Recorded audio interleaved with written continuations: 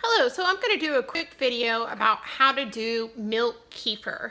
Now I'm doing this just with normal cow's milk that I bought from the store. It is pasteurized, but it's best to use like a whole milk if possible, and organic grass-fed of course is the best. If you can't afford that, any kind of milk, as long as it has lactose and sugars in it, will be fine.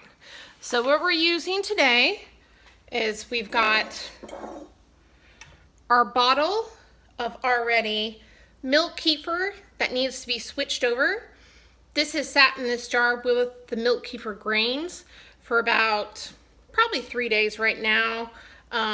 It's winter, so it's a little bit cooler. So it goes a little bit slower when it's cooler. And what we're gonna do is we're going to strain out the kefir grains and we're gonna put it in a new bottle and let it go ahead and ferment for another day or two. In that time period, we'll shake it up a little bit, maybe once a day to kind of mix it up a bit more, but let it ferment, and then during that process, it's gonna thicken up a bit more. Like this one is already kind of thick, but it's gonna thicken up a little bit more like you would think like a yogurt would be. We've got our strainer as well.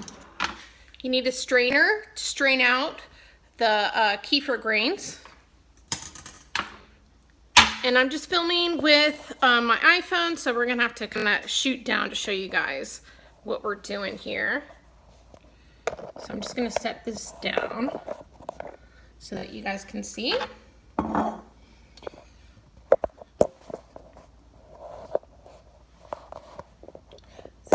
Adjust this.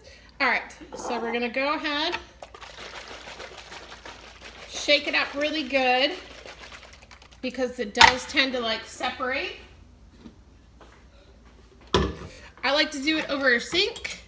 That way, if anything does spill, you don't have too big of a mess to clean up.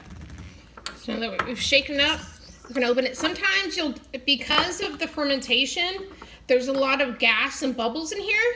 So if you give it like a good little tap, whew, since I've let this sit for a little bit, it's got quite a bit of bubbles and stuff going here. This is what it looks like. All right, so we're gonna pour that in there.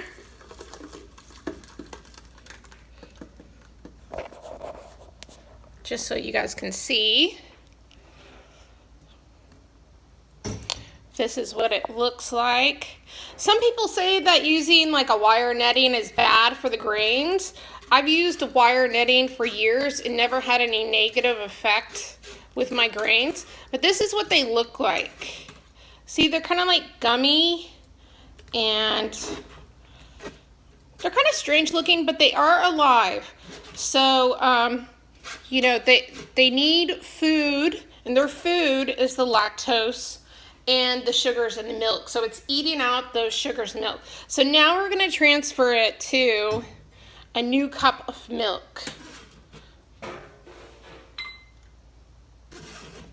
So we're just gonna put those in there. And you leave these out. You don't want it to be anywhere like too hot, just room temperature. Not too hot, not too cold. If you do go out of town or something like that, I normally put them in a cup like this, you know, with the lid on it, and put it in the fridge, and that puts them into hibernation.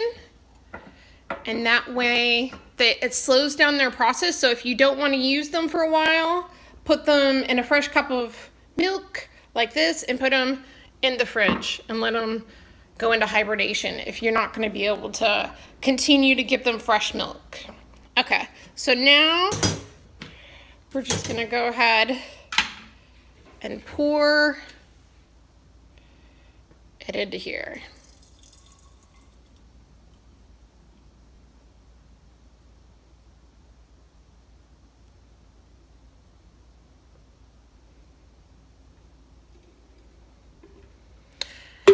And so this will be a part of the second fermentation process. We're gonna let this sit for a good, probably 2 days. You can just do one day, or you can even just start drinking it right now. You'll notice that it will separate some, and then you'll give it a shake. And then on the second day, I'll go ahead and probably put it back into the fridge, and you know, it will last good. I mean, I normally use mine within like a week, just adding it to protein shakes or something like that.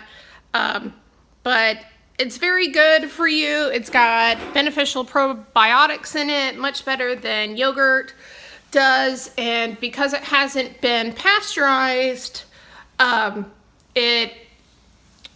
going to have more beneficial bacteria in it than like the kefir that you would buy at the store. I got my kefir grains off the internet. I got them on eBay for about $5. Somebody shipped me some of their kefir grains. Now what you can do is your kefir grains are going to keep multiplying. So I do the pay it forward approach, and I give my kefir grains to friends and family members and people that are looking to benefit their health as well.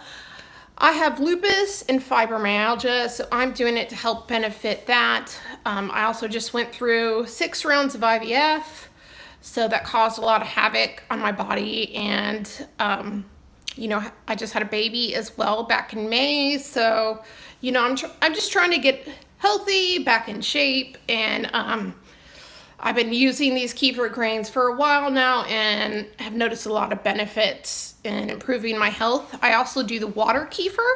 I'll do another video with that to show you how to do that. I'm sorry if this video is a little chaotic. I'm not used to doing a lot of videos, but I hope it does help somebody out there who wants to learn how to make their own milk kefir, and I hope this helped. Thank you. Bye.